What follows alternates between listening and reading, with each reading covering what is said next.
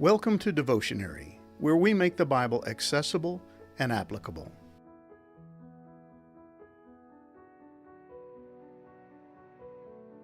You've probably heard someone refer to history as his story, the story of God and his relationship with mankind.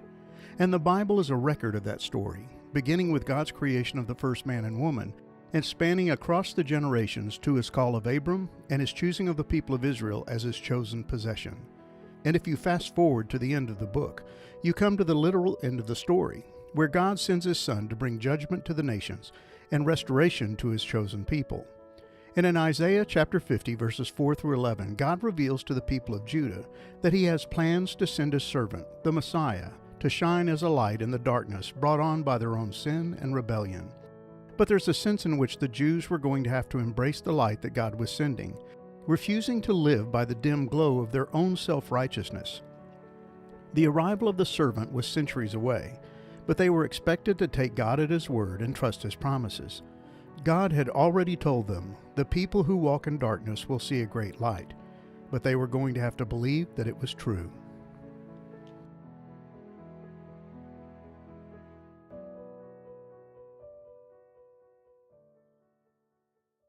Judah's sin against God will be answered by his well-justified judgment. He will punish them for their rebellion against him and for their stubborn refusal to heed his calls to repent.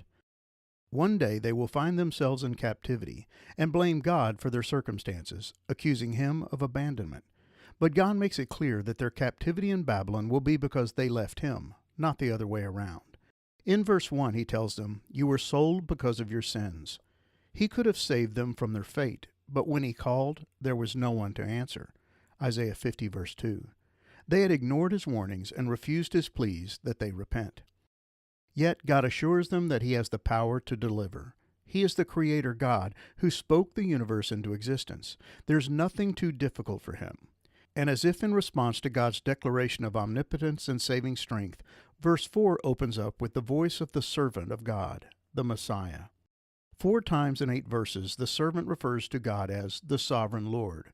The Hebrew is Adonai Yehovah and can be translated Lord God. In the Old Testament, the name Adonai is used only of God. It's a term of honor and respect, acknowledging him as Lord or sovereign over all, and the servant links it with the proper name of God, Jehovah. He is the Lord God, the sovereign God who reigns and rules over all, and as such, he deserves the obedience and worship of all. The servant introduces himself as the one who has the right to speak on behalf of God. The Lord God has given me the tongue of those who are taught. Isaiah 50, verse 4. He describes himself as a disciple who has listened to the words of the sovereign Lord and learned well. Morning by morning he wakens me and opens my understanding to his will. The sovereign Lord has spoken to me, and I have listened. Isaiah 50, verses 4 through 5. Unlike the rebellious people of Judah, the Messiah has paid attention to the words of God, listening carefully to what he has to say and faithfully obeying his commands. And he boldly, but not boastfully, claims, "I have not rebelled or turned away." Isaiah 50, verse 5. As proof of his willing obedience, the Messiah prophetically relates his treatment at the hands of men at his crucifixion.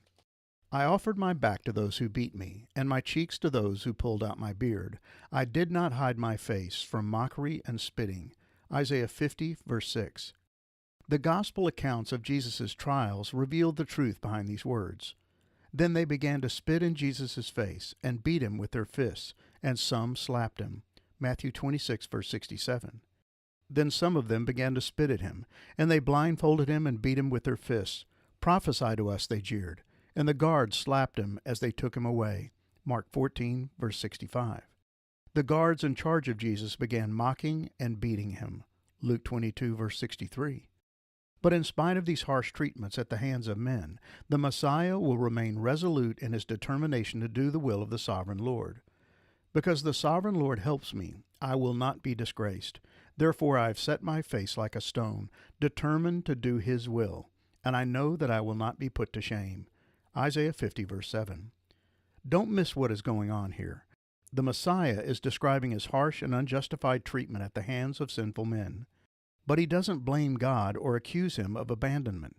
He trusts in the sovereign will of his Father, resting in the knowledge that God has a plan in place for his life. and the less than satisfactory circumstances surrounding his life were part of that plan. What a dramatically different perspective than that of the people of Judah. They were blind to God's plans for their future. All they could see was the suffering and humiliation of the moment. Yet the Messiah knew that, in spite of all that would happen to him, the sovereign Lord would vindicate and rescue him. He boldly and confidently declares, "The Lord God helps me." Isaiah 50, verse 9. His accusers and abusers will all pass away like a moth-eaten garment, but he will stand secure and blameless. In a sense, the servant is expressing the words that should have flowed from the mouths of the people of Judah. All my enemies will be destroyed, like old clothes that have been eaten by moths. Isaiah 50, verse 9. God was going to vindicate and avenge them as well one day, and he would do it through his servant, the Messiah. But the people of Judah refused to take the sovereign Lord at his word. So the Messiah calls out to them, begging them to listen to what he has to say. He wants them to follow his example and place their trust in God. If you are walking in darkness without a ray of light, trust in the Lord and rely on your God. Isaiah 50, verse 10. As Isaiah has already made clear, the day was coming when the spiritual darkness surrounding the people of Judah would be illuminated by a great light. The people who walk in darkness will see a great light.